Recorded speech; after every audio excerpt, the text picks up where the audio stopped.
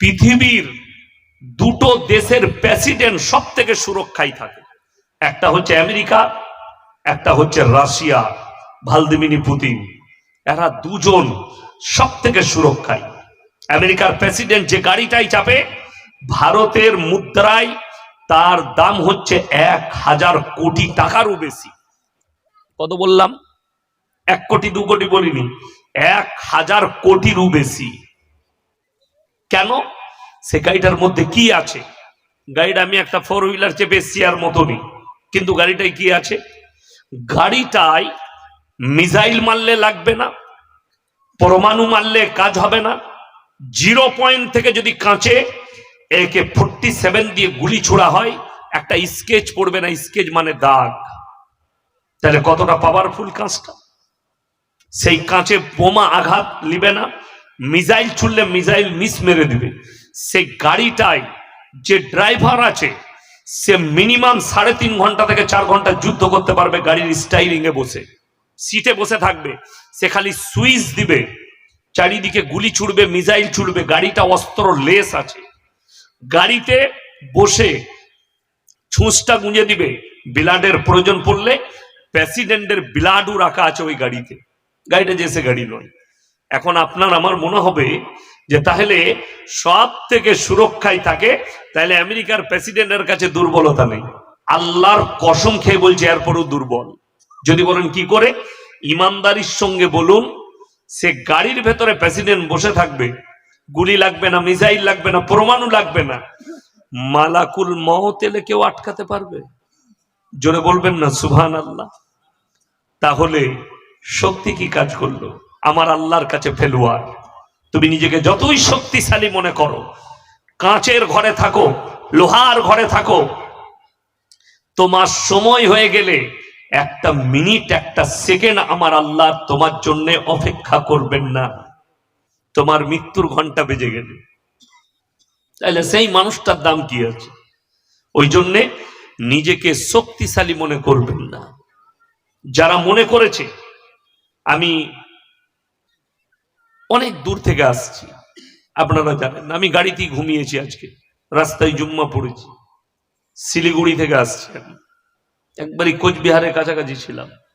যাই হোক, তো গাড়িতে আস্তে আস্তে আমি দেখে আমার কষ্ট হলো, পুরুলিয়া ডিস্ট্রিক্টের কিছু আদিবাসী মা বোন ভাই, তারা মিডিয়ার সামনে কান্নাকাটি করছে।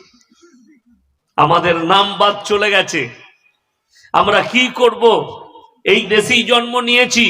তারা কাঁদছে, তাদের পাশে তো কেউ নেই, তাদের কাছে এডুকেশন নেই, তাদের কাছে শিক্ষা নেই, তারা অশিক্ষিত এবং বেচারারা অসহায় হয়ে পড়েছে, তাদের পাশে কেউ নেই। এরকম ভাবে আমাদের দেশের কিছু লোক মনে করছে যে আমরা হুনু হয়ে গেছি। আমি পদ পেয়েছি, আমার বিরাট ব্যাপার। ইয়াসিন সাহেবের বাপের পরিচয় আমি জানবো, দেশের নাগরিক কিনা জানবো, তা না হলে দেশ থেকে তাড়াবো। মনে করিয়ে দিতে চাই, এই মাজমায় আমি কোনো রাজনৈতিক বক্তা নয়, আমি ধার্মিক বক্তা। কোরআন হাদিস নিয়ে কথা বলছি। এখন বলতে গিয়ে আপনাদিকে সব বোঝাতে হবে। যদি কেউ বলে ইসলামে রাজনীতি নেই, সে অকাট মূর্খ। রাজনীতি ছিল বলেই ইসলাম টিকে আছে।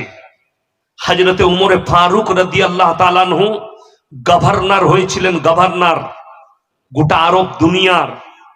তিনি রাজত্ব করেছেন, রাজ চালিয়েছেন এবং পৃথিবীর মানুষকে শিক্ষা দিয়েছেন যে রাজত্ব পেলে রাজত্ব কিভাবে চালাতে হয়, মানুষ প্রজাদের সঙ্গে কিভাবে ব্যবহার করবে, একজন রাজার ব্যবহার কেমন হবে। আমি এই 2 দিনকার 3 দিনকার ইতিহাস বলিনি আপনাদিকে, পৃথিবীর ইতিহাস বলছে যতগুলো জালিম এসছে, জালিম রাজা বাদশাহ, যারা তার প্রজার উপরে অত্যাচার করেছে, আল্লাহ তাদেরকে বেইজ্জতির সঙ্গে মৃত্যু দিয়েছে। ঠিক বললাম না ভুল বললাম? গুনাবো আপনাকে, ইতিহাসটা পরে গুনাবো, আগে ইসলামের ইতিহাসটা শুনেলেন। কোরআনে এমন একজন বাদশার কথা আল্লাহ উল্লেখ করেছে যে মিশরের মাটিতে দাঁড়িয়ে বলেছিল আনা রাব্বুকুমুল আল, আমি তোমাদের রব, আর আমার থেকে উঁচু পৃথিবীতে কেউ নেই, তার নাম ফেরাউন। পৃথিবীতে এখন আপনাদের মধ্যে কারো বাচ্চা হলে ফেরাউন নাম রাখবে? কথা বলে না, রাখবে না। কেন? সে হচ্ছে ঘৃণিত, সে হচ্ছে অভিশপ্ত, সে পৃথিবীর মানুষের কাছে একজন ঘৃণিত ব্যক্তি। কিয়ামতের সকাল পর্যন্ত সে মানুষের কাছে ঘৃণার পাত্র, মানুষ তাকে ঘৃণার চোখে দেখছে। কেউ এমন আছে এই ভারতে, হিন্দু হোক মুসলিম হোক যে কোনো ধর্মের মানুষ, তার সন্তানের নাম হিটলার রাখবে? কেন রাখে না? হিটলার একজন ছিল অত্যাচারী বাদশা নেতা। সে 60 লাখ ইহুদিকে চেম্বারে ভরে মার্ডার করে দিয়েছে, গ্যাস চেম্বারে ভরে, এবং বহু হত্যা করেছে, যার কারণে মানুষ তার নাম নিলে ঘৃণার চোখে নেয়। সে অভিশপ্ত কিয়ামতের সকাল পর্যন্ত। ওই জন্য আমার বন্ধুগণ, আমার ভাই, ফেরাউনের মতো বাদশার আল্লাহ নিচুড়ে রস বার করে দিয়েছে, বেজ্জতির সঙ্গে মৃত্যু দিয়েছে। আর একটা রাজার কথা এসছে, বাদশার কথা কোরআনে, তার নাম হচ্ছে নমরুদ। ইব্রাহিম আলাইহিস সালাতু ওয়াস সালামকে আগুনে নিক্ষেপ করেছিল নমরুদ, চিতার মধ্যে, আগুনের ঝোঁকার উপরে। ইব্রাহিম নবী আল্লাহর কাছে মদদ চাইলেন। কোরআনে আছে আল্লাহ আগুনকে হুকুম জারি করলেন, কুলনা ইয়া নারু কুনি বারদাও ওয়া সালামান আলা ইব্রাহিম, আগুন তুমি ক্ষান্ত হও, আমার ইব্রাহিমের একটা পশমকে তুমি জ্বালাতে পারবে না। আল্লাহর কসম, ইব্রাহিম নবীর একটা পশমকে আগুন জ্বালাতে পারেনি, বলুন সুবহানাল্লাহ। অথচ এই জালিমকে আল্লাহ তাআলা বেজ্জতির সঙ্গে মৃত্যু দিয়েছিল। পৃথিবীর ইতিহাস তুলে দেখলেন। এখন এদিকে কি মরদ ভাবছেন রাষ্ট্র নেতাদিকে, কে কাকে কিরকম মরদ ভাবছেন? এদের মধ্যে মরদ খুব কম আছে, একজন দুজন আছে, বাকি নেই। আলেকজান্ডারের নাম যারা শিক্ষিত ব্যক্তি আছেন, ডাক্তার মাস্টার আছেন, প্রফেসর আছেন, এমএসসি বিএসসি বিকম, তারা শোনো, ইতিহাসটা খুলে দেখে নাও। আলেকজান্ডার বলে একটা বাদশা এসেছিল পৃথিবীর বুকে, যে দেশে আক্রমণ করেছে সেই দেশটা তার। ইতিহাস বলছে অর্ধেকটা দুনিয়া দখল করে নিয়েছিল সে। এমনকি ভারতেও আক্রমণ করেছিল। যে সময় ভারতে আক্রমণ করেছিল, ভারতের রাজার নাম ছিল রাজা পুরু। হিন্দুদের একজন ভদ্র রাজা ছিল, তার ব্যবহার আখলাক চরিত্র এত ভালো ছিল, আলেকজান্ডার আর তার ব্যবহার থেকে ভারতে যুদ্ধ করেনি, ফিরে গিয়েছিল। এটা ইতিহাস বলছি আমি, সত্য মিথ্যা যারা লিখেছে তারা জানে। এই আলেকজান্ডার যখন মৃত্যুবরণ করেছিল, কি করে? বিষ পান করে মৃত্যু হয়েছিল। তাহলে দেখা গেল অর্ধেক দুনিয়া দখল করেও টিকে থাকতে পারল না। আপনার ঘরের কাছে আছে হাজারটা দুয়ারের বাড়ি, নবাব সিরাজউদ্দৌলা, গিয়ে দেখে এসো তার তলোয়ারটা। আপনার মতো 5টা মরদ লাগবে তার তলোয়ার তুলতে গেলে। সেই তলোয়ার নিয়ে নবাব যুদ্ধ করেছে। আজকে নবাব কোথায়? তার অস্তিত্ব মিটে গেছে। তার বাড়ি দাঁড়িয়ে আছে, তার জামা রাখা আছে হাজারদুয়ারিতে, তার খাবারের প্লেট, তার সিংহাসন রাখা আছে। আল্লাহ তাদের অস্তিত্ব মিটিয়ে দিয়েছে। তাহলে আপনাকে জানতে হবে পৃথিবীতে আল্লাহর কাছে শক্তিশালী কেউ নেই। যতগুলো জালিম এসছে 2023 থেকে 2025 পর্যন্ত লাইভ আমাদের প্রজন্ম আমরা দেখলাম, আমাদের বাপ চাচারা দেখলো, আমাদের দাদু যারা বেঁচে আছে তারা দেখতে পেল। 4টা জালিম শাসককে আল্লাহ তাআলা বেজ্জতি করলেন। নাম্বার 1, শ্রীলঙ্কার প্রধানমন্ত্রী দেশ ছেড়ে পালিয়েছিল, তাদের মন্ত্রীদের আন্ডার প্যান্ট ছিঁড়ে দিয়েছে, জনতা এত মার মেরেছে, পাছাই বাড়ি খালি। দেখেছেন না? দেখেননি? যদি না দেখে থাকেন, মোবাইল থাকলে এখনই সার্চ করুন, পেয়ে যাবেন। নাম্বার 2, রাজহাঁসের মাংস, পাতি হাঁসের মাংস, ইলিশ মাছের পাতুড়ি, দেশি মুরগি, টেবিলে, ডাইনিং টেবিলে খাবার লেগে গেছে, ম্যাডাম গোসল করছেন, গোসল করেই খানা খাবেন। সেনা প্রধান ঢুকে গেল, জনস্রোত আসছে আপনার কাছে, 40 মিনিট টাইম আছে, যা কাপড় পত্র নিবেন নেন, বেরিয়ে যান, আপনার জন্য হেলিকপ্টার রেডি আছে, জনস্রোত আসছে, আপনাকে হত্যা করে দিবে। সেই মেহমানটা আমাদের দেশেই বসে আছে। আমি নাম আর লব না, অপেক্ষায় আছি। 14 তারিখের পরে ভোট কমিশনার বলেছে অরিজিনাল লিস্ট বার করব, কে কে ভোটার থাকবে, কে কে থাকবে না। তারপরে দেখবো এই মালগুলো ভারতে থাকে কি করে। তসলিমা নাসরিনের মতো হারামের আওলাদ বসে আছে, তার এসআইয়ের নাম কি করে চলে এলো? সে ভারতের নাগরিক কবে হলো? আসাদ নূরের মতো হারামের আওলাদ ভারতে বসে আছে, নাস্তিক, খালি ইসলামকে গালি দেওয়ার কারণে এখানে জায়গা পেয়েছে, কোরআনকে গালি দেওয়ার কারণে দিল্লিতে তসলিমা নাসরিন জায়গা পেয়েছে। এরা কি করে ভারতে থাকতে পাবে? সে মেহমান আমাদের দেশে বসে আছে। আমার বন্ধুগণ, আমার ভাই, নাম্বার 3, বাশার আল আসাদ, সিরিয়ার প্রেসিডেন্ট, দেশ ছেড়ে পালিয়েছে। তার গোডাউনে 4,500 কোটি টাকার গাড়ি রাখা আছে। কত বললাম? 4,500 কোটি, খালি 4 হুইলার রাখা আছে। জানেন বাশার আল আসাদ যে সিরিয়ার প্রেসিডেন্ট, এই সিরিয়াটা যে সে দেশ নয়, কিয়ামতের যতগুলো আলামত আছে একটা আলামত জড়িয়ে আছে সিরিয়ার সঙ্গে, সেটা হচ্ছে দামেস্কের মসজিদ। যে মসজিদে 27 বছর নামাজ হতে দেয়নি এই হারামখোর বাশার আল আসাদ, এবং তার বাপ মারা গেছে, এই আসাদ বেঁচে ছিল, এ দেশ ছেড়ে পালিয়েছে। ওই মসজিদটা কিয়ামতের একটা আলামত দামেস্কের, যে মসজিদে ইমাম মেহেদী ইমামতি করবেন আর আল্লাহ তাআলা হযরতে ঈসা মসিহকে নামাবেন ওই দামেস্কের মসজিদে। জোরে বলুন সুবহানাল্লাহ। সেই মসজিদে নামাজ শুরু হয়ে গেছে, তার মানে কিয়ামতের একটা আলামত প্রকাশ হয়ে গেল। নামাজ শুরু হয়ে গেছে ওই মসজিদে, ইমাম মেহেদী ইমামতি করবেন ওই মসজিদে। আমার বন্ধুগণ, আমার ভাই, দেশ ছেড়ে পালিয়েছে আল্লাহ ছাড়া, আর সে ছাড়া জানে না কোথায় লুকিয়ে আছে। সে পেলেই তাকে হত্যা করে দিত সিরিয়ার মানুষ। নাম্বার 4, এখনো 6 মাস 5 মাস হয়নি, নেপালের প্রধানমন্ত্রী দেশ ছেড়ে পালিয়েছে। সে একটা সবাই কি বলেছিল জানেন? আই এম ডন, আমি নেপালের ডন, আমার উপরে কথা বললে সে আর দেশে থাকতে পাবে না। সে মাল আজকে পালিয়ে গেছে।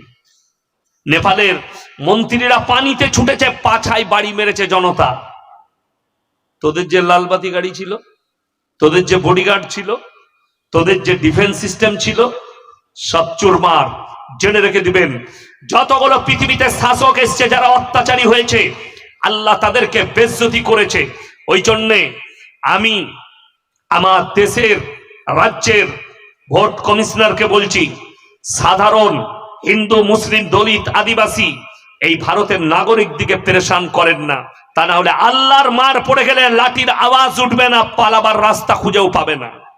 আল্লাহর মারে আওয়াজ আছে? কথা বলে আওয়াজ নেই। মানুষের মারে আওয়াজ আছে। তুমি 10টা বোম ফাটাবে, আল্লাহর আওয়াজটা বলে দিই কেন আওয়াজ নেই। দেশে দেশে যুদ্ধ হলে মিসাইল পরমাণু সব ব্যবহার করছেন, আপনার চোখ দিয়ে পানি আসবে। আবরাহা বলে একটা বাদশা, সে বলেছিল আমি হস্তি বাহিনীর দ্বারা কাবা ঘরটা ধ্বংস করে দেব, হাতির বাহিনী ধ্বংস করে দেবো, কাবা ঘর রাখা হবে না, গুড়িয়ে দেবো। কোরআন বলছে আলাম তারা কাইফা ফাআলা রাব্বুকা বিআসহাবিল ফিল আলাম ইয়াজআল কাইদাহুম ফি তাদলিল ওয়া আরসালা আলাইহিম তায়রান আবাবিল। আল্লাহ তাদের উপরে মিসাইল ফেলেনি, পাথর ফেলেনি, খালি ছোট্ট পাখিকে বলেছে তোমরা মুখে করে লাও, আসমান থেকে খালি পাথরটা তাদের উপরে নিক্ষেপ করো, তোমরা খালি পাথরটা ফেলো। রেঞ্জটা তৈরি করার দায়িত্ব আমার আল্লাহর। তার এতটা রেঞ্জ হয়েছে, আল্লাহ কোরআনে বললেন হে আমার নবী, আমি ওই হস্তি বাহিনীকে কাবা ঘরে পৌঁছানোর আগে আমি ধুলিস্যাৎ করে দিয়েছি, মাটির সাথে মিশিয়ে দিয়েছি। জোরে বলুন সুবহানাল্লাহ। তাহলে বোঝা গেল আল্লাহর মারে আওয়াজ নেই। আমার আল্লাহ যখন বেজ্জতি করবে, এমন বেজ্জতি করবে তুমি দাঁড়াবারও ঠাঁই পাবে না। ওই জন্য আমার বন্ধুগণ, আজ থেকে হাত তুলে বলুন তো আমরা আল্লাহকে সবাই বিশ্বাস করব ইনশাআল্লাহ। জোরে বলুন ইনশাআল্লাহ, মাশাআল্লাহ। আমার ভাই ইমানদারির সঙ্গে বলুন। এরপরে আমি বক্তব্য শুরু করব, এরপরে বক্তব্য, এরপর যার গায়ে কাঁটা ভুগবে উঠে পালিয়ে যাবেন। ও আমি গাল খাওয়া বক্তা, এমনি অনেকজন গাল দেয়, অসুবিধা কিচ্ছু নাই, ওটা আমার দোয়া। ইমানদারির সঙ্গে বলুন, আল্লাহকে বিশ্বাস করলে আল্লাহ সব হুকুম মানতে হবে না? হবে না বাবা? হবে তো। আল্লাহ যেগুলো নিষেধ করেছেন করা যাবে? করা যাবে না। আল্লাহ যেগুলো আদেশ করেছেন সেগুলো করতে হবে। আচ্ছা, এই থানাটা কোন থানা? নোয়াদা থানা। আচ্ছা, নোয়াদা থানার মানুষ, আপনারা এতগুলো মানুষ বসেছেন, নারী পুরুষ, ইমানদারির সঙ্গে বুকে হাত রেখে বলুন তো, ইসলামী শরীয়তে সুদ খাওয়া হারাম না হালাল? হারাম। আচ্ছা, এই যে হারাম, এই হারামটা আমরা মৌলবীরা বলেছি না আল্লাহ তাআলা হারাম করেছেন? আল্লাহ হারাম করেছেন। তাইলে এটা মানা দরকার না দরকার নয়? দরকার। তাহলে বোঝা যাচ্ছে যখন সবাই জানেন হারাম, তাহলে এই নোয়াদা থানায় একটাও মুসলমান সুদ খায় না। কথা বলে না? খায়। আচ্ছা চলুন কোরআন খুলেন। ওয়াহাল্লাল্লাহুল বাইয়া ওয়া হাররামার রিবা। সুদকে হারাম করেছি, ব্যবসাকে হালাল করেছি। আল্লাহ কি করেছেন? সুদকে হারাম, ব্যবসাকে হালাল। সুদ হারাম কেমন? কোন ব্যক্তি হারাম জানার পরে যদি সুদ খায়, সে যেন ডাইরেক্ট আল্লাহর সঙ্গে যুদ্ধ ঘোষণা করে দিল। আচ্ছা, যে লোকটা আল্লাহর সঙ্গে যুদ্ধ ঘোষণা করবে, এ লোক আর মুমিন থাকতে পারে? পারে না। নাম্বার 2, নবীজি সাল্লাল্লাহু আলাইহি সাল্লামের হাদিস, কোন ব্যক্তি হারাম জানার পরে যদি সুদ খায়, সেই লোকটা নিজের আপন মা যে জন্ম দিয়েছে সেরকম মায়ের সঙ্গে জিনা করার সমান পাপ হবে। বলুন নাউজুবিল্লাহ। এটা সব থেকে নিম্ন পাপ, সব থেকে নিম্ন পাপ। নিজের আপন জন্মদাতা মায়ের সঙ্গে জিনা করার পাপ হবে। বলুন নাউজুবিল্লাহ। আমার বন্ধুগণ, যারা সুদ খাচ্ছেন, আচ্ছা বলুন তো, এখন কাল সকালে আপনার নোয়াদা এলাকায়, এই শ্যামনগর এলাকায় শুনতে পাবেন যে চায়ের দোকানে ইয়াসিন সাহেবকে গাল দিচ্ছে। যেই গাল দিবে বুঝতে পেরে যাবেন মালটা সুদখোর। আচ্ছা, সুদখোর যদি আমাকে গাল দেয়, সুদটা হালাল হয়ে যাবে? আমি চ্যালেঞ্জ ছুড়ে বললাম, তোমার কোনো বাপের বেটা মৌলবি থাকলে স্টেজে নিয়ে এসো, খালি হালাল বলে দিবে। আমি জীবন আর সমাজের বুকে কথা রাখবো না। ক্যামেরা চলছে ভাই, জাতি দেখবে সেই মৌলবিকে। কেউ হালাল বলবে, এরকম একটা বাপের বেটা মৌলবি ধরে নিয়ে এসো। যদি এই কোরআনের আয়াতকে ভুল বলে হালাল বলতে চায়, আমি মৌলবি শওকতের বেটা বর্ধমান জেলার মানুষ, এই স্টেজে তার শ্বাস নালীটা উকুড়ে দেবো আমি। যদি এত বড় কথা বলতে চাই, বড় কষ্ট লাগে। আপনি ভেবে দেখুন, আল্লাহর সঙ্গে যুদ্ধ ঘোষণা করা হবে, যুদ্ধ করে নিল। এখন শুনেন, এত মাদ্রাসা, এত মসজিদ, এত দাওয়াত ও তাবলীগ, এত জলসা, তারপরেও কি আমরা কামিয়াবি লাভ করতে পারিনি? নট। বেঈমান কাফেররা কামিয়াবি লাভ করেছে, আমরা পারিনি। আমরা আমাদের মেহনতে ব্যর্থ, আমরা আমাদের মিশনে ব্যর্থ হয়েছি। বেঈমান কাফেররা লাভ করেছে। আমার বাড়ির কাছে পুইনানে ইজতেমা হলো, কত যে মুর্শিদাবাদ নদিয়া থেকে লোক গেছে, জাননি? অনেক লোক গেছে। চাচা গিয়ে দোয়া করছে কেঁদে কেঁদে, আল্লাহ কবুল করে নাও, আল্লাহ বিরহমতে। চাচা ফার্স্ট কাতারে নামাজ পড়ে, আর চাচি হচ্ছে গ্রুপ লোনের হেড। আপনাদের এখানে গ্রুপ লোন নাই, বন্ধন লোন নাই? আমি তো জানি। আমি কি জানি না? গোটা পশ্চিম বাংলা ঘুরছে, আমি জানি। এরপর ভেবে দেখুন, আপনি ফার্স্ট কাতারে নামাজ পড়েন, আর চাচি হচ্ছে গ্রুপ লোনের হেড। এখন অনেক মা বোন যারা গ্রুপ লোন করে, তারা আমাকে আটকুড়োর বেটা বলে গাল দিবে, যে ওকে কি করতে দাওয়াত দিলি রে? অসুবিধা নাই, আমাকে দাওয়াত দিতে হবে না। আচ্ছা, আমাকে না দাওয়াত দিলে হালাল তো নাকি? আমাকে জলসাই দাওয়াত না দিলে হালাল? কোন মৌলবি বলে দিবে? এ পাশে বসে আছে, পেছনে বসে আছে, আর হালাল বলে দেখতো যে গ্রুপ লোন বন্ধন লোন হালাল? আমি এদের জুতোর মালা পরবো, আর যে বলতে হবে সে প্রমাণ না দিতে পারলে জুতোর মালা পরে ঘর যাবে। তুমি কি করে হালাল করলে? ভেবে দেখেছো এই ব্যবসাটা কি ব্যবসা? শুধু হারাম তো হারাম বটেই। নবীজি সাল্লাল্লাহু আলাইহি সাল্লাম বললেন, দাইয়ুস কোনদিন জান্নাতে প্রবেশ করবে না। আপনি নামাজ পড়েন, কিন্তু আপনি দাইয়ুস। কেন দাইয়ুস? আপনার বিবি না নামাজ পড়ে, না দিন আছে, অপরন্ত বেপর্দা হয়ে রাস্তায় বেরিয়ে পর পুরুষের সঙ্গে মিলামিশা করছে, গ্রুপ লোন আর বন্ধন লোন করছে। এই পুরুষটা দাইয়ুস, যে নিজের বিবিকে, বিটিকে, বোনকে, মাকে বেপর্দা করে রেখে দেয়। ইসলামের ওপরে উদাসীন, তারা নামাজ পড়ে না, রোজা রাখে না, অথচ তারা বদ্দিনীর মতো চলাফেরা করছে। এ দাইয়ুস, এ কোনোদিন জান্নাতে যাবে না। আমার বন্ধুগণ, আপনার রাগ হবে, গায়ে ব্যথা হবে, ব্রেনে ব্যথা লাগবে। আমি যাত্রার গল্প বলিনি, আমি কোরআন হাদিসের কথা বলছি। আমার বন্ধুগণ, আমার মা বোন, যদি ভুল করে করেও থাকেন, বেঈমানদের একটা বড় চক্র, আমি জেলার নাম করব না, এক ফ্যামিলি বন্ধন লোন নিয়েছে, শোধ করতে পারে না। যখনই ব্যাংকের লোক আসে, স্বামী পালিয়ে যায়, লুকিয়ে যায়, ও এসে ভাবির হাতে চা আর ডিম সিদ্ধ খেয়ে যায়, ভাই নেই বাড়ি। 6 মাস পরে তার বউটাই নিয়ে পালিয়েছে। এটা আমি ঘটনাটা গল্প বলিনি আর বানিয়ে বলিনি, মোবাইল সাক্ষী আছে, ফেসবুক, ইউটিউব, টুইটারে খবরটা চাউর হয়েছে। এই পুরুষ তখন থানায় কেস করতে গেছে, গ্রুপ লোনের টাকা, বন্ধন লোনের টাকা নিতে এসে আমার বউটা নিয়ে পালিয়েছে। এ কেস করতে গেছে, তো টাকা দিবি না তো তোর বউ নিয়ে যাবে না, সে ভাবির হাতে রোজ চা খাচ্ছে। কালকে আমাকে জিজ্ঞেস করেছে যে সেখানকার ইমাম সাহেব বাড়ি বাড়ি মেয়েদিকে পড়াতে যায়, যেখানে ছিলাম বাড়ি বাড়ি মেয়ে, বড় বড় মেয়েদিকে বাড়িতে বাড়িতে পড়া। আমি ওই ইমামের পেছনে হার গিজ নামাজ হবে না, ঝাঁটা মেরে মসজিদ থেকে বার করতে হবে। কে বললে ইমাম সাহেব লোকের বাড়িতে যাবে? কোন শরীয়তে ফেলে? সেই ইমাম বদ্দিন, কখনো সে মৌলবি হতে পারে না, তার মধ্যে ইলম নেই। কোন মসজিদের ইমাম কোন ফ্যামিলিতে যোগাযোগ রাখবে না। পর নারী পর পুরুষ যদি এক কাছে হয়, 3য় নম্বর হাজিরি যে দিবে তার নাম হচ্ছে শয়তান। আপনি মনে করেন না আমি এখনো কিছু বলিনি? এই যে মেলা বসিয়েছেন, এই জিনা করার আড্ডাখানা খুলেছেন, জিনা করার, আপনারা মনে করেছেন খালি জিনা মানে হচ্ছে যে শারীরিক মিলনটাই। কে বললো আপনাকে? হাতের জিনা হয়, চোখের জিনা হয়, পায়ের জিনা হয়, মুখের জিনা হয়, নফসের জিনা হয়। নারী পুরুষ যেখানে এক কাছে হবে। আমাকে আপনাদের মুর্শিদাবাদে আপনারা মোবাইলে দেখেছেন, আমি জলসা ছেড়ে পালিয়ে আসছিলাম। জলসা ছেড়ে কেন? মজমাই 15টা লোক, একজন হুজুর বায়ান করছেন, আর মেলাতে 5000 ছেলে মেয়ে, মজমাই লোক নেই। আমি পালিয়ে আসছিলাম। যাই হোক, ঝামেলা মিটে গেছে, জলসা করেছি। কেন?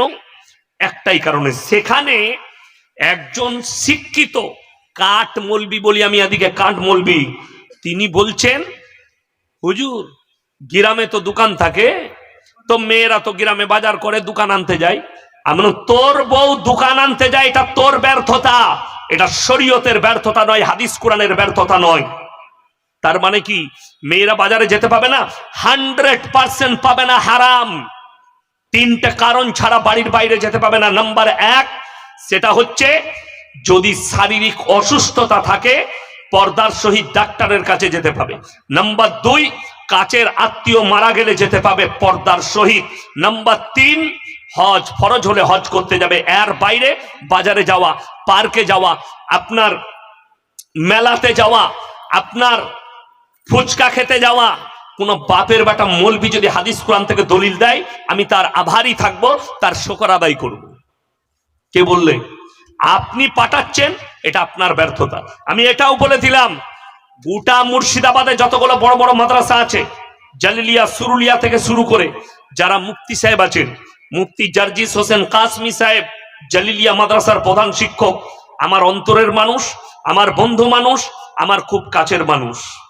আপনারা উনাকে ফোন করে কালকে ফতোয়া দিবেন। ইয়াসিন ভাই বলে গেছে, ইয়াসিন ভাই বলে গেছে, যে মেয়েরা, মহিলারা চাকরি করবে, যেখানে ছেলে মেয়ে একসাথে চাকরি করে, ছেলে আর মেয়ে একসাথে চাকরি করে, শরীয়তে ওটাও জায়েজ। চলছে, চালিয়ে দিচ্ছেন, আমরা ফতোয়া দিই না, চলে যাচ্ছে।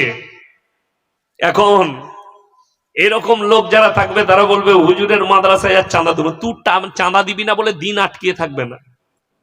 কথাটা বুঝতে পেরেছেন না পারেননি? আল্লাহ নবী সাল্লাল্লাহু, যারা মনে করছেন এই হক কথা বলার কারণে ইয়াসিন সাহেবের মাদ্রাসায় টাকা দেবো না, যারা মোবাইলে শুনছো তারা শুনে রেখে দাও। তোমার মতন তুমি যদি টাকা না দাও, কোনো যায় আসে না। নবী মুহাম্মদ সাল্লাল্লাহু আলাইহি সাল্লাম আল্লাহর হুকুমে মক্কা নগরীতে এলান করেছিলেন, ওয়ামা ইউকরিদুল্লাহ কারদান হাসানা, আল্লাহর রাস্তায় কে কি দান করবে বলো। বেঈমান কাফেররা সেই সময় বলেছিল মুসলমানদের আল্লাহ ফকির হয়ে গেছে, বলুন নাউজুবিল্লাহ, নবী সাল্লাল্লাহু আলাইহি সাল্লামকে। আর তুমি আমাকে গালি দিবে না, আমাকে বলবে না এটা হতে পারে? তুমি অবশ্যই বলতে পারো, গালি দিতে পারো, কিন্তু আমি যেটা বলছি এটা হক, আমি না হক বলিনি। আমার বন্ধুগণ, আমার ভাই, ইসলামে একটা বড় চ্যাপ্টার আছে, সেটার নাম পর্দা। যারা শিক্ষিত গুমরা, যারা বলছে এই মৌলবীরা মেয়েদিকে নারীদিকে বঞ্চিত করে দিল শিক্ষা থেকে পর্দার নাম করে ঢেকে দিয়ে, তাদেরকে বলছি শোনো, তুমি কতটা উন্নতি করেছো। এখন ভারতের নয়, গোটা পৃথিবীর যতগুলো শিক্ষিত আছে আর এই হারামের আউলাদ নাস্তিক গুলো, এদের জবান বন্ধ হয়ে আছে। কেন? ইফেস্টেন ফাইল প্রকাশ হয়েছে, সেইখানে কোনো মৌলবীর নাম নেই, কোনো আলেমের নাম নেই, কোনো মাদ্রাসা পড়ুয়ার নাম নেই। সেখানে যদি নাম আছে, শিক্ষিতদের নাম আছে। এক হারামখোরকে দেখলাম মোবাইলে, মালটা টেরা বেকা, সব প্যারালাইসিস। আর আমাদের কিছু স্কুলের মাস্টার বাচ্চাদিকে মোবাইলে দেখাতো, পর এর মতন তৈরি হতে হবে। আরে ওর মতন কি করে? আমি খালি চিন্তা করি, সে হারামখোরের পাও বেকা টেরা, সব টেরা। আমি চিন্তা করলাম এর যন্ত্র তাহলে কি করে ঠিক থাকলো, যে ও ওই জায়গায় গেল, সেই জায়গায় যে সে কাজ হতো না। যারা মুহাম্মদ সাল্লাল্লাহু আলাইহি সাল্লামকে তসলিমা নাসরিন, তুমি যদি আমার বক্তব্য শোনো, তোমার কানে পৌঁছায়, তুমি যদি আমার বয়ান শোনো, তোমার মতো হারামের আউলাদকে আমি ইনভাইট করলাম। যদি বাপের হিম্মত থাকে বলো, তুমি বলেছো মুহাম্মদ সাল্লাল্লাহু আলাইহি সাল্লাম 6 বছর বয়সে মা আয়েশা সিদ্দিকা রাদিয়াল্লাহু তাআলা আনহাকে বিবাহ করেছেন এবং সংসার শুরু করেছেন 9 বছর বয়সে। নবীজি তো হালাল তরিকায় বিয়ে করেছেন। যারা শিক্ষিত আছেন, মাস্টার ডাক্তার, তাদেরকে বলছি ভালো করে ইতিহাসটা ভারতের খুলে দেখবেন। ঈশ্বরচন্দ্র বিদ্যাসাগর কবে, কত বছর বয়সে যেদিনে বিয়ে করেছিল, ওনার বিবির বয়স কত ছিল? সতেন্দ্রনাথ দত্ত যেদিনে বিয়ে করেছেন, তেনার স্ত্রীর বয়স কত ছিল? কবিগুরু রবীন্দ্রনাথ ঠাকুর যেদিনে বিবাহ করেছেন, সেদিনে তেনার স্ত্রীর বয়স কত ছিল? এইগুলো খুলে দেখো, তারপরে নবীজির উপরে আঙ্গুল তুলবে। আর আপনাদেরকে বলে যাচ্ছি, যারা ইমানদার ভাই আছেন, মুমিন ব্যক্তি আছেন, আল্লাহর কসম, নবীজি সাল্লাল্লাহু আলাইহি সাল্লাম 11টা বিবাহ করেছেন, তার মধ্যে 10টা বিধবাকে বিয়ে করেছেন। জোরে বলুন সুবহানাল্লাহ। যারা নবীজিকে গালি দেয়, সেই বেঈমান আর কাফের আর নাস্তিক দিকে বলছি, নবীজি 6 বছর বয়সে মা আয়েশাকে বিয়ে করেছেন, 9 বছর বয়সে সংসার শুরু করেছেন, এটা নিয়ে গালি দাও। কিন্তু একবারও বলেছো আমাদের দেশে, এই ভারতে একটা প্রথা ছিল, আমি যদিও জানি না, মোবাইলে দেখেছি, কাগজে পড়েছি, বইয়ে পড়েছি, সতীদাহ প্রথা। স্বামী মারা গেলে ওই চিতায় জ্যান্ত স্ত্রীকে পুড়িয়ে দেওয়া হতো। রাজা রামমোহন রায় সেটাকে বন্ধ করলেন, যে না, একটা নারী বাঁচার অধিকার রাখে।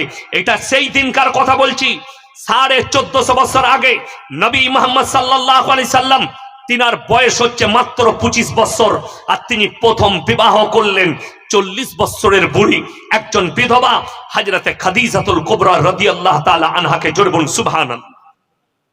আপনার চোখ দিয়ে পানি আসবে। আল্লাহর নবী যখনই দোয়া করতেন, রাত্রে কাঁদতেন, হযরতে খাদিজার জন্য দোয়া করতেন। মা আয়েশা, হাদিসে আছে, মা আয়েশা সিদ্দিকা রাদিয়াল্লাহু তাআলা আনহা জিজ্ঞেস করলেন, ইয়া রাসূলুল্লাহ, আমি আপনাকে দেখেছি প্রত্যেক দিন রাত্রে আপনি খাদিজার জন্য দোয়া করেন, খাদিজার জন্য কাঁদেন, কেন? নবীজি বললেন, হে আয়েশা, তুমি জীবনে আর এই কথা বলো না। তোমরা আমার সুখের দিনের স্ত্রী, আর খাদিজা হচ্ছে আমার দুঃখের দিনের স্ত্রী। যেদিনে মক্কায় আমাকে কেউ জায়গা দেয়নি, আমার উপরে অত্যাচার হয়েছে, যেদিনে মক্কায় আমার পাশে কেউ দাঁড়ায়নি, সেই দিনে খাদিজা আমার পাশে দাঁড়িয়েছে, তার গোটা সম্পদকে বিলীন করে দিয়েছে। দুহাত খুলে ইসলামের জন্য খরচ করুন। ইয়া রাসূলুল্লাহ, নবীজি বললেন, খাদিজা জানো, আয়েশা জানো আমি কেন খাদিজার জন্য দোয়া করি? আমি যত রাত্রিতি আমি ইসলামের প্রচার করে যখন বাড়ি আসতাম, আমি খাদিজা বলার আগে দরজাটা খুলে যেত। আল্লাহর রাসূল কাঁদতে লাগলেন। আয়েশা, আমি বুকে জড়িয়ে খাদিজাকে জিজ্ঞেস করেছিলাম, খাদিজা, আমি তোমার নামটা বলতে না বলতে দরজা কেন খুলে যায়? তিনি বলেছিলেন, মা খাদিজা, ইয়া রাসূলুল্লাহ, আপনি তো শ্রেষ্ঠ পয়গম্বর, আল্লাহর প্রিয় নবী। আমি জেগে দরজায় পিঠটা লাগিয়ে বসে থাকতাম, যাতে বিশ্ব নবী এসে যদি সাড়া দেয়, একটু দেরি হয়ে যায়, আল্লাহর নবীর সঙ্গে বেয়াদবি হয়ে যাবে, স্বামীর সঙ্গে বেয়াদবি হয়ে যাবে। অর্থাৎ আমি জেগে বসে থাকতাম যে আপনি কখন ডাক দিবেন আর আমি দরজাটা খুলে দেব। অর্থাৎ আমি কোনোদিন ঘুমাইনি। আমার মা বোন যারা শুনছেন, এখন আমার মা বোনেদের যা হাল বললে এখন আমি অনেক গাল খাবো। স্বামী মাঠ থেকে এসছে, কই গো এক গ্লাস পানি দাও তো, আর কাজ করছি দেখতে পাওনি নাকি, তুমি নিয়ে খেতে পারো না? ঠিক বললাম না ভুল বললাম? এই মা বলছে আমি জান্নাতে যাব। কি করে? ও শবে বরাতের রুটি বেলে জান্নাতে যাবে, শবে বরাতের রোজা রেখে নামাজ পড়ে জান্নাতে যাবে। আপনি মুর্শিদাবাদের একটা মেয়ে আমাকে ফোন করে বলছে, হুজুর শবে বরাতের গোসলটা কি? আমি তুই দীঘায় গিয়ে ডুব মারগা, আমরা মৌলবীরা জানি না কোথায় আছে। ও শবে বরাতের গোসল করবে, কিন্তু স্বামীকে ভাত দিবে না, খসিয়ে খাও, স্বামীর খিদমত করবে না। আরে এটা তো খাদিজা শোনালাম। আমার মায়েরা বোনেরা সারা রাত জাগতেন খাদিজা। আল্লাহ নবী আসবেন যেন নবীজিকে 3 বার না ডাকতে হয়, ডাকা মাত্র যেন দরজা খুলে যায়। এটা ছিল নবী মুহাম্মদ সাল্লাল্লাহু আলাইহি সাল্লাম। আমার বন্ধুগণ, আমার ভাই, আজকে যারা ইসলামকে গালি দেয়, মৌলবীকে গালি দেয়, আমাদিকে যারা লুঙ্গি বাহিনী বলছো, যারা মাদ্রাসা ছাপ বলছো, যারা বলছো এই মাদ্রাসায় কি হয়, তাদেরকে বলছি তুমি যে কলেজে পড়েছো, তুমি যে ইউনিভার্সিটিতে পড়েছো, আপনি মোবাইল খুলে দেখলেন এনডিটিভি, আপনার নিউজ 18 বাংলা আর বাংলা, এরাই খবরটা ছেপেছে। যাদবপুর বিশ্ববিদ্যালয়ে একটা স্টুডেন্ট আত্মহত্যা করেছিল হোস্টেলে। খবর পড়েছো না পড়নি? আপনারা দেখেছেন না দেখেননি? যুবকরা দেখেছো? যারা স্কুল কলেজের ছেলে মেয়ে আছেন তারা বক্তব্যটা ভালো করে শুনেন। সেখানকার সুমন না কি নাম আছে, নিউজ 18 বাংলায় চশমা পড়ে, অয়ন, আমি অয়ন বলছি, ছেলেটা খুব ভালো খবর পড়ে, অয়ন। আমি তারই একটা ডেটো করছি। সে বলছে দেখুন এটা যাদবপুর বিশ্ববিদ্যালয়ের হোস্টেলে কি পাওয়া গেল? হোস্টেলের বাথরুম থেকে মদের বোতল, সেক্সের ট্যাবলেট, নিরোদের প্যাকেট। আমি আপনাকে চ্যালেঞ্জ করলাম, বালি মাদ্রাসা আছে এই কুটা এলাকায়, আজকে আমি আপনাদেরকে বলে যাচ্ছি, দেওবন্দি হোক, বেরেলি হোক, আহলে হাদিস হোক, একটা মাদ্রাসার বাথরুম থেকে নিরোদের প্যাকেট বার করো, সেক্সের ট্যাবলেট বার করো, মদের বোতল বার করো, তাহলে আপনি ভেবে দেখলেন কোন শিক্ষাটা উচ্চ শিক্ষা দেয়। অথচ আমি দেখলাম আমাদের রাজ্যের একজন নেত্রী, আমি দেখি মাঝে মাঝে উনাকে দেখতে পাই, তিনি বলেছেন মাদ্রাসায় সন্ত্রাসবাদ তৈরি হয়। এর আগে অনেকজন বলেছেন, অনেকজন। তাদেরকে বলতে চাই, দেখো মাদ্রাসায় সন্ত্রাসবাদ তৈরি হয়, জিনাখোর নয়। তোমরা আমাদেরকে সন্ত্রাসবাদ তাকমা দিচ্ছ। আজকে পৃথিবীর মিডিয়া চুপ করে বসে আছে। ইপস্টেন ফাইলে যাদের নাম এসছে তারা পৃথিবীর সব তাবর নেতা। সেখানে বাচ্চা 9 বছর, 10 বছর, 8 বছরের মেয়েদিকে, 12 বছরের মেয়েদিকে অপহরণ করে নিয়ে যাওয়া হতো, কিডন্যাপ করে নিয়ে যাওয়া হতো, এবং পৃথিবীর বড় বড় নেতারা ইপস্টেনের ওই আইল্যান্ডে যেত এবং তাদের সঙ্গে ধর্ষণ করত, সেই মেয়েদিকে ভোগ বিলাসা করত। শুধু এই করেই ক্ষান্ত হতো না, ধর্ষণ করার পরে মার্ডার করে তাকে রান্না করে সেই মাংস দিয়ে আবার মদের পার্টি হতো। বলুন নাউজুবিল্লাহ। আজকে ভারতের মিডিয়া চুপ, পৃথিবীর মিডিয়া চুপ কেন? সেখানে একটা টুপিওয়ালার নাম জড়ায়নি, একটা দাড়িওয়ালার নাম জড়ায়নি, একটা মৌলবীর নাম জড়ায়নি। ওই জন্য এদের মুখে কুলুপ এঁটে গেছে। বড় কষ্ট তো ওইটাই।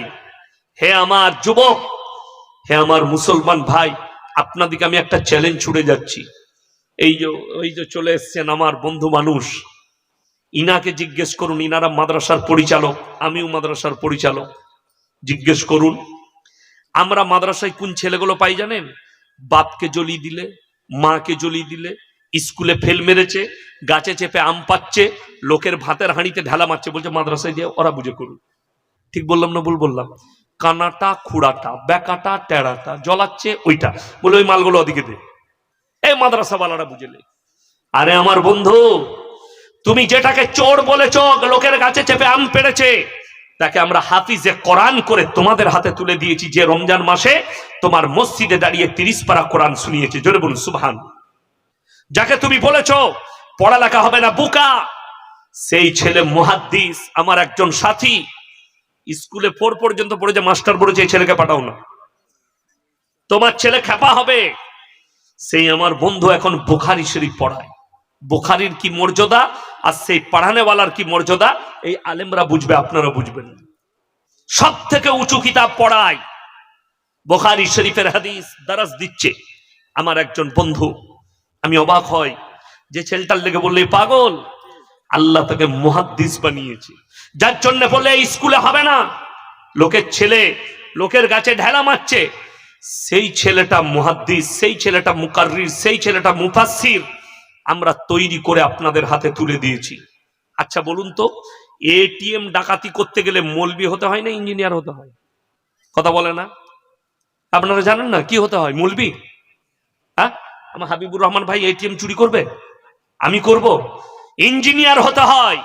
ইঞ্জিনিয়ারটা বালি মাদ্রাসায় হয় না। কথা বলে না? হয়। কোথায় হয়? স্কুল কলেজে। তাহলে ডজার লাগিয়ে আগে কলেজগুলো ভাঙো, যারা ইঞ্জিনিয়ার তৈরি করছে, চোর তৈরি করছে, যারা এটিএম এর ডাকাতি তৈরি করছে, যারা সাইবার ক্রাইম করছে, সাইবার ক্রাইম, তাদেরকে টেকনোলজি ইঞ্জিনিয়ার হতে হয়, তাদেরকে কম্পিউটার ইঞ্জিনিয়ার হতে হয়। তারা সাইবার অ্যাটাক করছে, আপনার অ্যাকাউন্ট হ্যাক করছে, আপনার কাছ থেকে সব ব্যালেন্স নিয়ে নিচ্ছে, তারা কলেজ থেকে পড়াশোনা করেছে, কোনো মাদ্রাসায় পড়া নয়। তাহলে শুধু তাই নয়, প্রমাণ নেবেন, আজ থেকে 3 বছর আগে উড়িষ্যার স্বাস্থ্যমন্ত্রীকে তার বডিগার্ড এসআই 0 পয়েন্ট থেকে গুলি করে দিল, গাড়িতে নেমেই মাথায় হত্যা করে দিল। সেই এসআইটা কোন মাদ্রাসায় পড়াশোনা করেছে আমি জানতে চাই।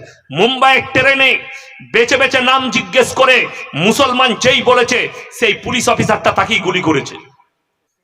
কোথায় পড়াশোনা করেছে? অথচ তার নামে রিপোর্ট বার করলো এটা পাগল। তুমি পাগল বললে হবে না, আমরা পাগল নয়, স্কুলে গেছি, সেই মালটা আমাদের হাতে দাও, দেখবো পাগল কিনা, আমরা পরীক্ষা করব আমাদের ডাক্তারের দ্বারা। ওই জন্য বলছি শুনেন, আপনার ছেলে হাফিজে কোরআন হোক, তারপরে ছেলেটাকে ডাক্তার করুন, মাস্টার করুন, ইঞ্জিনিয়ার করুন, প্রফেসর করুন। আমি চ্যালেঞ্জ ছুড়ে কাগজ থাকে তা নোট করুন, আপনার ছেলে ডাক্তার হবে, মাস্টার হবে, প্রফেসর হবে, ইঞ্জিনিয়ার হবে, উকিল হবে, ব্যারিস্টার হবে। কিন্তু আল্লাহর কসম খেয়ে বলছি, যদি দিন না থাকে আমার আল্লাহর কাছে কোনো মূল্য নাই, কোনো মূল্য হবে না, দিন থাকতে হবে। আপনি বর্ধমানে চলুন, একজন শিশু ডাক্তার আছে, উনি আমার মেয়েকে ছোটবেলায় জন্মর পর থেকে দেখতেন, ডাক্তার আমিনুল ইসলাম। এত বড় বড় দাড়ি, মৌলবি ছাড়া ধরতে পারবেন না, আলেম ছাড়া ধরতে পারবেন না, এত দিনদার, নামাজি, মুসল্লি, দিনদার। আবার এমনও হারামখোর ডাক্তার আছে, মুসলিমদের সালামের উত্তর পর্যন্ত দেয় না। কেন? তার পারওয়ারিশটা করেছে হারাম জায়গায়, আর এর পারওয়ারিশ হয়েছে হালাল জায়গায়। ওই জন্য আমি আপনাদেরকে অনুরোধ করে যাচ্ছি, ছেলেকে দ্বীনি শিক্ষা অবশ্যই দিবেন, বলুন ইনশাআল্লাহ। দ্বীনি শিক্ষা, যতগুলো জীবনের 3টে সদকা করে যাবেন বেঁচে থাকতে থাকতে, তার মধ্যে একটা মারাত্মক সদকা হচ্ছে নেক সন্তান। বাপ মরে যাওয়ার পরে সে যেন বাপের জন্য দোয়া করে, বাপের জন্য সদকা করে, বাপের জন্য বাপের কবর জিয়ারত করে। এরকম একটা নেক সন্তান আপনি তৈরি করে যাবেন, তা না হলে মাথায় রাখবেন, আপনি চলে যাবেন কবরে শুয়ে শুয়ে কোনো নেকি পাবেন না, কোন নেকি। আমার বর্ধমানে বাপ মরে গেছে, বিরিয়ানি করেছে, বিরিয়ানি লোককে খাওয়াবে মাইয়াতে, সবাই বিরিয়ানি খেলো, 3 বোতল গোলাপ জল বেড়ে গেছে। কি জল বললাম? বিরিয়ানিতে দেয় গোলাপ জল, 3 বোতল বেড়ে গেছে। ভাই হচ্ছে 4টা। বিকাল বেলায় বাপের মাটি হয়ে গেল, তো কি বলছে জানেন 4টা ভাই? বলছে ওই 3 বোতল গোলাপ পানিটা বাটিতে ঢেলে ভাগ কর 4 ভাগে। ক ভাগে? 4 ভাগে ভাগ কর, বোতলগুলো সব খোল, দিয়ে সমান ভাগে বাটিতে ভাগ কর। কেন বললো এটা? 4টা বেটা কি দিনদার করে যায়নি বাপ, খালি খাইয়েছে, কুকুরের মতো মানুষ করে দিয়েছে। কুকুরও তার থেকে ভালো, ওয়াফাদার। বাপ মরে গেছে, 4টা বাটিতে ভাগ করো। এই হবে আপনার হাল আপনি মরে যাওয়ার পরে। ওই জন্য নেক সন্তান তৈরি করে যান। আজকে দুঃখটা কোথায় জানেন? আমরা মনে করি, যেমন আপনাদেরকে বলুন ইমানদারির সঙ্গে, মদ পান করা হারাম না হালাল? আমি নোয়াদা থানায় প্রমাণ দেব, মুসলমান ছেলে মদ পানও করছে, মদ বিক্রিও করছে। ঠিক বললাম না ভুল বললাম? মুসলমান ছেলে লটারির টিকিট হারাম না হালাল? হারাম। আপনাকে আমি কোন বাজারটাই নেবেন, শ্যামনগর বাজারে দেখিয়ে দেবো মুসলমান ছেলে লটারি বিক্রি করছে সকালে। আমি জানিও না, আমি আন্দাজে বললাম, একদম হাকিকাত বলছি। রেজিনগরে চলুন, বেলডাঙ্গায় চলুন, পলাশিতে চলুন, যেখানে যাবেন আমি দেখিয়ে দেবো মুসলমান ছেলে। আমার বাজারটার নাম হচ্ছে গলসি থানাটা, তো একটা মার্কেট আছে হক প্লেজা, তার সামনে দেখছি একজন লটারি বিক্রি করছে। লটারি বেচছে বেচছে হারামখোর, টেবিলের ওপরে দেখছি দুটো ফটো লাগিয়ে রেখেছে। কার? একটা পাথর চাবড়ির আর একটা আজমিরের। আমি বলি এইগুলো কি? বলছে হুজুর খাজা বাবা বরকত। লটারিতে খাজা বাবার বরকত? আমরা মৌলবীরা জানি না তো এত বরকত আছে? তাহলে তো এক ঘর কাটতে হয়, বড় কষ্ট লাগে। লটারি যদি হালাল হতো, হাবিবুর রহমান ভাই মাদ্রাসায় আর থাকতো না। রোজ সকালবেলায় একটা করে মাল কাটতো, এক ঘর করে দিত। যেদিনে 1 কোটি পড়ে যেত, বুঝে লিগা পালাচ্ছি ঘর। তোমার মসজিদের ইমামাত থাকতো না, আমরা আর ইমামতি করতাম না, মাদ্রাসায় খিদমত করতাম না। আরে লটারির টিকিট হালাল তো, 2 কোটি পড়ে গেছে পালি চল, 5 কোটি পড়ে গেছে পালি চল। হারাম বলেই তো আমরা কাটতে পারি না, সুদ হারাম বলেই তো আমরা মৌলবীরা খেতে পারি না, কারবার করতে পারি না। আপনি আপনার ইমামকে জিজ্ঞেস করলেন না, হুজুর আমি সুদের কারবার করছি? আসল অরিজিনাল কথা কেন জানেন? এরা ছাড়ে না, তার মারাত্মক কারণ। এই গাঁজা, গাঁজা হারাম না হালাল? কথা বলেন। হারাম। আমি আপনাকে মুর্শিদাবাদে দেখিয়ে দেবো কত ছেলে গাঁজা ব্যবসা করছে। আরে গাঁজা ব্যবসার ডিজাইন আবার আলাদা। হাবিবুর রহমান ভাই আমাদের মতো মৌলবীরা বুঝতে পারবো না। চায়ের দোকানে যাচ্ছি, ও হুজুর এই যে হুজুর চাটা মুচ মুচ মুচ ভালো করে চা বানা।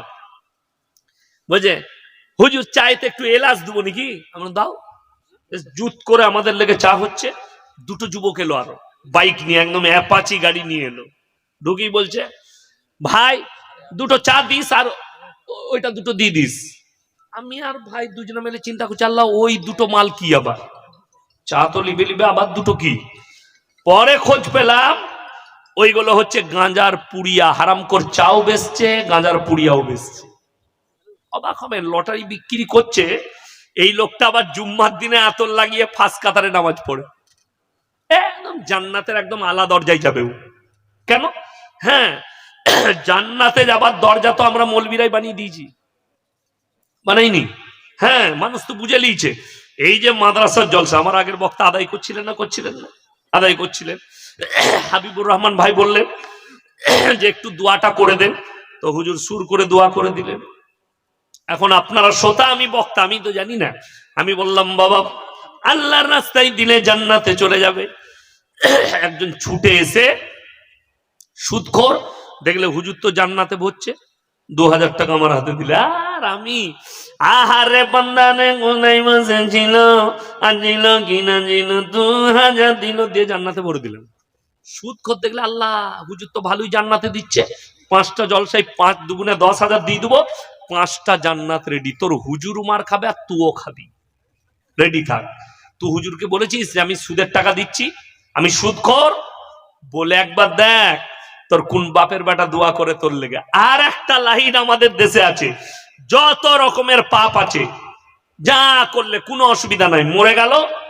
আমাদের দেশে আছে মরে যাওয়ার পরে মিলাদ পড়িয়ে জান্নাত। আপনাদের এখানে মিলাদ হয় না? হয়তো সারা জিন্দেগি সুদের কারবার করলো। আমি অন্য মৌলবীর কথা, আমি নিজের কথা বলছি। সারা জিন্দেগি সুদের কারবার, মদের ভাটিতে জীবন কেটে গেল। ইয়াসিন সাহেবকে ফোন করলো, হুজুর আমার বাপ মরে গেছে, মিলাদ করবেন? যাব। কত দিবে বাপ? হুজুর 10,000 টাকা। আসার দিনে জিজ্ঞেস করলে, হুজুর সকালবেলায় ফোন করছে কি কি খাবেন? আমরা দেশি মুরগি করবে, পরাঠা, ভুনার, কাবাব, সব রেডি। খেয়ে দিয়ে আর আমি দোয়া করে, আল্লাহ তুমি জায়গাকে জান্নাতুল ফিরদৌস দান করো, আল্লাহ কবরের দিকে জান্নাতুল ফিরদৌসের দরজা খুলে দাও, চাচার কবরকে নূরুন আলা নূর করে দাও। আমি এখন চলে যাচ্ছি, গ্রামের একজন নামাজি চাচা বলছে, হুজুর কানে কানে কথা ছিল। কি হলো বাপ? বলে আপনি যাকে জান্নাতে ভরলেন মালটা পাক্কা সুদ করছিলাম না। তোবা তোবা, আমি তো জানি না। এরপর অনেক জনের মাথায় ব্যথা লাগবে, ব্রেনে আঘাত লাগবে, বুকেতে আঘাত লাগবে, হুজুর সুদের উপরে জীবন কাটিয়ে মারা গেছে, তাকে দোয়া করে জান্নাতে দেয়া যাবে না? আপনি ভেবে দেখুন তো, যে লোকটা আল্লাহর সঙ্গে যুদ্ধ করলো, হারাম জানার পরেও জিদ করে সুদ খেলো, এই লোককে কি দোয়া করা যাবে? আপনি বলো, আপনি শিখিয়ে দেন কি দোয়া করব? সারা জিন্দগি হারাম জানার পরে জিদ করে সুদ খেয়েছে। যে লোকটা সারা জিন্দগি মদের ভাঁটিতে জীবন কাটিয়ে দিল, রাতের বেলায় খবর পেলাম অমুকের ছেলে রেজিনগরে লরিতে অ্যাক্সিডেন্ট হয়ে মারা গেছে। খবর পেলাম সকালবেলায় আলেমরা গিয়ে তার বাড়ির পাশে বসলো, বসার পরেই জিজ্ঞেস করছে, বাবা কি করে মরে গেল গো? পাড়ার একটা ছেলে বলছে, হুজুর ছেলেটা প্রত্যেকদিন 1 বোতল করে খেত, কালকে 3 বোতল খেয়ে গাড়ি চালাচ্ছিল, মেরে দিয়েছে, গাড়ি লরির তলায় ঢুকে গেছে। দোয়াটা আপনারা শিখিয়ে দেন, আমি কি দোয়া করব?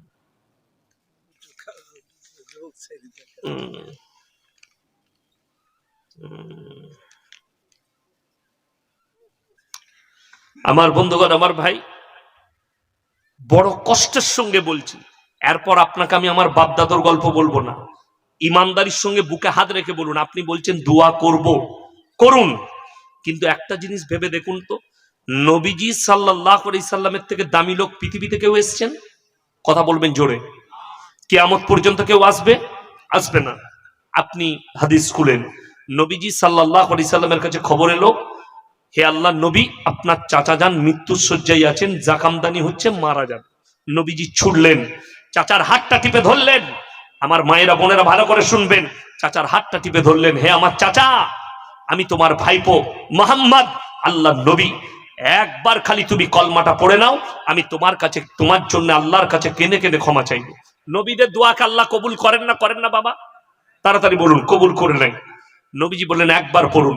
আল্লাহ নবী চাচা উত্তর দিল, আমি যদি বার্ধক্যে কলমা পড়ি, লোকে বলবে মৃত্যু ভয়ে কলমা পড়েছে, আমার সম্মান চলে যাবে, অর্থাৎ আমি কলমা পড়তে পারবো না। আমার আল্লাহ আয়াত পাঠিয়েছেন নবীজির কাছে, ইন্নাকা লা তাহদি মান আহবাবতা ওয়ালাকিন্নাল্লাহা ইয়াহদি মান ইয়াশা। সকলে বলুন, হিদায়াতের মালিক কে? আরো জোরে বলুন, কে? হিদায়াতের মালিক হচ্ছেন একমাত্র আল্লাহ। আমার ইচ্ছা নেই তোমার চাচা কলমা পড়তে পারবে না। নবীজি সাল্লাল্লাহু আলাইহি সাল্লামের চাচা যান চলে গেলেন, দুনিয়া ছাড়লেন, বিদায় নিলেন দুনিয়া থেকে। আল্লাহ নবী আল্লাহর কাছে কি বললেন জানেন? কেঁদে কেঁদে, আল্লাহ তুমি আমাকে যতদিন না নিষেধ করবে, আমি আমার চাচার জন্য কেঁদে কেঁদে তোমার কাছে ক্ষমা চাইব। নবীজি ক্ষমা চাইতে লাগলেন, কার জন্য? হিতাকাঙ্ক্ষী চাচার জন্য। আল্লাহ তুমি আমার চাচাকে ক্ষমা করে দাও, আল্লাহ এটা আমার জানের সদর চাচা, আল্লাহ মাফ করে দাও। আমার আল্লাহ জিবরিল আমিনকে পাঠালেন, মা কানা লিন নবী ওয়াল্লাযীনা আমানু আন ইস্তাগফিরু লিল মুশরিকিন ওয়ালাউ কানু উলি কুরবা। হে আমার নবী, যারা মুশরিক হয়ে, বেঈমান কাফের হয়ে, বদ্দিন হয়ে মারা গেছে, তাদের জন্য দোয়া করতে পাবে না, যদিও সে তোমাদের নিকটতম আত্মীয় হয়। ভেবে দেখুন, যদি নবী মুহাম্মদ সাল্লাল্লাহু আলাইহি সাল্লামকে আল্লাহ নিজের চাচার জন্য দোয়া করতে নিষেধ করে, খালি মুশরিক হওয়ার কারণে, কাফের হওয়ার কারণে, বদ্দিন হওয়ার কারণে, আপনার বাপ, আপনার চাচা, আপনার বেটা সুদের ওপরে জীবন কাটিয়ে মারা গেল হারাম জানার পরে, ইমাম বুঝিয়েছে, মৌলবি বুঝিয়েছে, কোরআন হাদিস শুনিয়েছে, ইমাম জুম্মায় জুম্মায় সুদের বয়ান করেছে, তুমি জিদ করে সুদ খেয়েছো, ও মৌলবীর কথা মানি না, ও কোরআন হাদিস মানি না, তুমি জান্নাতে যাবে মানে? কে বলে দিল? সারা জীবন মদ আর সুদের কারবার করলে পশ্চিম কোন দিকটা দেখলে না? আপনারা ইমানদারির সঙ্গে বলুন, 5 ওয়াক্ত নামাজ পড়া ফরজ না ফরজ নয়? ফরজ। আমাদের দেশে 90% লোক বেনামাজি। ঠিক বললাম না ভুল বললাম? 90টা লোক 100-র মধ্যে নামাজ পড়ে না। 3টে কোয়ালিটির নামাজি আছে, এদের মধ্যে এই 10%-এর ভেতরে আবার 3টে কোয়ালিটি। একটা হচ্ছে জুম্মার, একটা হচ্ছে 5 ওয়াক্তের, আর একটা মাল হচ্ছে ঈদ আর বাকরা ঈদ। ও জীবনে নামাজ পড়ে না। ঈদের দিনে গলায় লাল তোয়ালি, সাদা জামা, সাদা লুঙ্গি পরে চলে গেছে, পেছনের কাতারে দাঁড়িয়ে বলছে, হুজুর হুজুর একটু নিয়ত খান বলে দেন তো। নিয়ত নিয়ে কি করবি? দরুদ শরীফ জানে না, আত্তাহিয়াতু জানে না। আমি যেখানে নামাজ পড়াই সেখানে একটা ছেলে এসে আমাকে বলছে, হুজুর নিয়তটা বললাম, আত্তাহিয়াতুটা শোনা জানি না, দরুদ শরীফ জানি। তুই খালি গিয়ে মাথা ঠোক, তোর এমনি কিছু হবে না, তুই তো আবার কাল থেকে নাই, জোহর থেকে নাই তো তুই মাথা ঠুকে দিলেই হয়ে যাবে। বলে হয়ে যাবে, হ্যাঁ তুই মাথা ঠুকে যা। লাল তোয়ালি লাগিয়ে চলে গেছে। তোয়ালিটা কার? শাশুড়ি দিয়েছে। জামা কার? শাশুড়ি। গেঞ্জি কার? শাশুড়ির। লুঙ্গি কার? শাশুড়ির। আন্ডার প্যান্ট কার? শাশুড়ি। বলে তোর কি? বলে ন্যাংটো লোকটা খালি আমি। ও 20 রমজান থেকে বউকে খালি খুঁচাচ্ছে, ফোন করলি, আবার ফোন খান কর, এখনো ঈদই এলো না। তোর বাপ মরদ পয়দা করেনি, তোকে হিজড়ে পয়দা করেছে। একটা লুঙ্গি কেনার ক্ষমতা নাই, শাশুড়ির দিকে তাকিয়ে আছিস। আর তুমি মরদ পয়দা করতে পারোনি। আমার মা, আমার ভাই, তুমি না মরদ পয়দা করেছো। আর তুমি নিজেও একজন হিজড়ে, যে বিয়ানের ঘর থেকে সেমুই আসবে, তারপরে তোমার ঘরে সেমুই রান্না হবে, তোর কিনার ক্ষমতা নেই। আমাদের দেশে তো এই মুর্শিদাবাদ আর নদিয়া আর মালদার কারণে অ্যাপাচি বাইকটার নাম রাখা হয়েছে জামাই বাইক। ওটা না দিলে বিয়েই হবে না। ও হারাম করে বিয়ে করবে না, অ্যাপাচি চাই। জমি বেচেও অ্যাপাচি গাড়ি দিতে হবে। কে বললো আপনাকে? আর এগুলো বন্ধ হয়নি কেন জানেন? তার একটা কারণ আছে মারাত্মক। কেন বন্ধ হয়নি? একটা জিনিস, আমি 2 বার ইন্দোরে জলসা করেছি। ইন্দোর মানে হচ্ছে মধ্যপ্রদেশের একটা শহর। আমি 2 বার জলসা করেছি গ্রিন পার্কে। বাঙালি সব সোনা ব্যবসায়ীরা থাকে আমার বর্ধমানের, হুগলির, তারা আমাকে নিয়ে গিয়েছিল। ওইখানে গোটা মধ্যপ্রদেশের উলামা বোর্ড একটা ফাইসালা করেছে, যারা বেটার বিয়েতে পণ নিবে, যৌতুক নিবে এবং গান বাজনা করবে, শরীয়ত বিরোধী কাজ করবে, সেই নিকাহ কোনো মৌলবি পড়াবে না। সব মাল জব্দ হয়ে গেছে, সব বন্ধ হয়ে গেছে, যৌতুকও বন্ধ, সবকিছু বন্ধ। এখন আবার একটা গোলমাল আমাদের রাজ্যে। কোন যদি ইমানদার লোক, এখন হাবিবুর রহমান ভাইয়ের বন্ধু, তাকে হাবিবুর রহমান বললে তোমার বিয়েতে যাব না কিন্তু পণ নিলে, বললে হুজুর আমি 1 টাকাও পণ নেব না। এখন মেয়ের বাপকেও বলছে যে ভাই আমি তো আলেম উলামাদের সঙ্গে উঠা বসা করি, তো আমি 1 টাকাও পণ নেব না ভাই, 1 টাকাও লাগবে না। তখন মেয়ের বাপ খোঁজ নিচ্ছে, একবার দেখ তো ছেলেটার কোনো দোষ আছে নাকি, ভাই টাকা চাইছে না যে, এতেও দোষ। কথাটা বুঝতে পারেননি? ছেলের বাপ টাকা লোবো না বলেছে, তাতেও দোষ হয়ে গেছে। বলছে দেখ ছেলেটার কোনো গোলমাল আছে নি। আর আপনি এখন একটা মেয়েকে ডেকে বলুন, হ্যাঁ আমার একজন বন্ধু বললে যে আমার মেয়ের লেগে একটা ছেলে দেখবেন তো। আমরা দেখবো। আমি বললাম আমার একটা ছাত্র আছে ভালো আলেম, মাদ্রাসায় পড়াচ্ছে, বিয়ে দিবে। কি বললো জানেন? আমার মেয়ে দাড়িওয়ালা ছেলেকে বিয়ে করবে না। আমরা গাঁজাখোর গুটকাখোরকে করবে। বড় কষ্ট লাগে। দাড়ি রেখেছে সেই যুবককে বিয়ে করবে না। কেন কেন করবে না? তার কারণ আছে। তার মারাত্মক কারণ হচ্ছে ওকে মেলা ঘুরতে নিয়ে যাবে না, ওকে পার্কে নিয়ে যাবে না, ওকে বেপর্দা ভাবে ঘুরাবে না, ওকে ফিল্মে নিয়ে যাবে না, ওকে রেস্টুরেন্টে নিয়ে যাবে না, যার কারণে ও দাড়িওয়ালা ছেলেকে বিয়ে করবে না। আপনি খালি তাকিয়ে দেখুন। জানেন, আপনাকে একটা তথ্য দিয়ে যাচ্ছি, ভাইজান বসে আছে আমার পাশে, সব থেকে বেশি মুর্শিদাবাদ আর নদিয়ার মালদা, এই 3টে জেলায় মানে কথাতেই বউকে তালাক। এই 3টে জেলায়। আমার বর্ধমানে হাতে গুনাও তালাক দেখাতে পারবেন না। আর মুর্শিদাবাদ থেকে রোজ ফোন যাচ্ছে, একজন ফোন করে বলছে হুজুর রাগের মাথায় আমি তালাক দিয়ে দিচ্ছি, আপনি ইন্দুর মারা 20 খাগা হারামখোর। আমি বললাম আচ্ছা কেউ বউকে আই লাভ ইউ ভালোবেসে তালাক দেয় না রাগে? এই জন্যই তো তালাককে হারাম করা হয়েছে। তালাক দিও না। বিবির উপরে রাগ হয়েছে, এখন ফোনের যুগ, ফোনটা কেটে সুইচ অফ করে দাও, তুমি কেরলে থাকো। 3 দিন কথা বলো না, 4 দিন কথা বলো না, তারপরে অটোমেটিক কথা হবে। বিবির পিঠে একটা এরকম করে চাপ্পড় মেরে দাও, বিবিকে সুযোগ দাও, বাপের ঘরে পাঠিয়ে দাও, 10 দিন থাক 20 দিন থাক। আমি আপনাকে দেখিয়ে দেবো, মুর্শিদাবাদ জেলায় আমার কাছে প্রমাণ আছে, ডিভোর্স হয়ে গেছে, মৌলবিদিকে না জানিয়ে ওই হারাম বিবিটাকে নিয়ে আবার চলছে। ও কোনো ব্যাপার নাই, মৌলবিদিকে খালি জানাই না। ও আচ্ছা আচ্ছা, আমরা না জানলে পাপ হবে না, তাই তো কথা বলে না? আমরা মৌলবিরা না জানলে পাপ হবে না। আসল জাননেওয়ালা কে? আল্লাহ। কোরআনে আছে সূরা আল ইমরান 1ম পৃষ্ঠা, ইন্নাল্লাহ লা ইয়াখফা আলাইহি শাইউন ফিল আরদি ওয়ালা ফিস সামা। আসমান আর জমিনের মধ্যে এমন কোন জিনিস নেই যেটা আমার আল্লাহর কাছে গোপন আছে। এমন কোন জিনিস নেই যেটা আল্লাহর কাছে গোপন আছে। আল্লাহ সব জানেন, আল্লাহ সব খবর রেখেছেন। ওই জন্য ভাই, পাপ করলে মনে মনে ভাববেন, কেউ দেখুক আর না দেখুক, পৃথিবীতে আমার আল্লাহ আমাকে অবশ্যই দেখছেন, তাইলে পাপ করতে মন যাবে না। আপনি ভাববেন যে আমি আর একটা নারী আছি, পাপে লিপ্ত হচ্ছি, কিন্তু তৃতীয় নম্বর যে হাজিরি দিচ্ছে আমাদের কাছে, তিনি আল্লাহ অবশ্যই দেখছেন। শয়তান তো এন্ট্রি মারছে, আমার আল্লাহ দেখছেন আমার পাপটা। আমার বন্ধুগণ, অনুরোধ করে বলছি, হাত তুলে বলুন তো আমরা কোরআনের সাথে সম্পর্ক রাখবো ইনশাল্লাহ? হ্যাঁ, রমজানের 30টা রোজা সবাই রাখবো তো ইনশাল্লাহ? হ্যাঁ। আমাদের দেশের লোক ফরজ নিয়ে মারামারি করে না, নফল নিয়ে মারামারি করে, করে না? করে না? ফরজ রোজা রাখবে না, শবে বরাতের রাতে মারামারি করবে।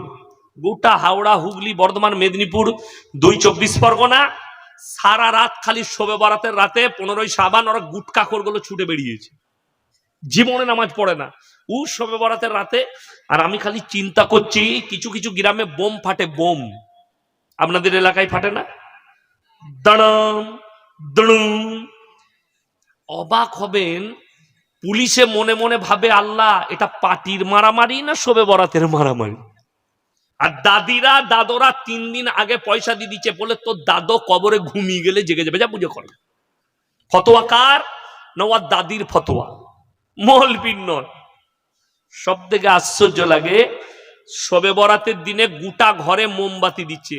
দাদি মোমবাতি কেন? বলছে 8 কুড়ের বেটা, তোর দাদু আইবে, হুঁজট খেয়ে পড়ে যাবে। দাদুর কবরে কি হচ্ছে তা ঠিক নাই, তোর হালুয়া রুটি খেতে হবে। বলছে হ্যাঁ, হালুয়া রুটি। ফতোয়া কার? ওর জিলাপি হুজুরের, ওর গুটকা খোরের। নাউজুবিল্লাহ, আল্লাহ মাফ করুক। সবাই নিয়ত করুন কোরআনের সাথে সম্পর্ক রাখবো, যারা বলুন ইনশাল্লাহ। রমজানের 30টা রোজা ছাড়বেন না, নামাজ কেউ ছাড়বেন না। আমার ভাই, আমার বন্ধুগণ, সবাই নিয়ত করেলেন 3টে সাদকা জীবনে রেখে করে যাব, জোরে বলুন ইনশাল্লাহ। নাম্বার 1 বলে দিয়েছি, নেক্সট সন্তান। নাম্বার 2 সাদকায়ে জারিয়া। সাদকায়ে জারিয়া, আপনি বেঁচে থাকতে মাদ্রাসা মসজিদে দিনের কাজের জন্য, নিজের জন্য সাদকা করে যান। নাম্বার 3 খায়রুকুম মান তাআল্লামাল কুরআন আল্লামাহু, যারা ইলম হাসিল করে এবং অপরের কাছে পৌঁছে দেয়। আমার বন্ধুগণ, আমার ভাই, যারা ইলম হাসিল করে এবং অপরের কাছে পৌঁছে দেয়, এরা হচ্ছে এই 3টে সাদকা। কোরআনে আছে 3টে ব্যক্তি হাত পাতলে ফিরিও না, ওয়া আতিদাল কুরবা, কাছের গরিব, ওয়াল ইয়াতামা ওয়াল মাসাকিন, এতিম আর মিসকিন যদি হাত পাতে ফিরিয়ে দিও না, ওয়াবনা সাবিল ওয়ালা তুবাদদির তাবদীরা, আর মুসাফির যদি হাত পাতে তার হাতকে ফিরিয়ে দিও না। কি কি আছে আমি দেখে দিচ্ছি একটু।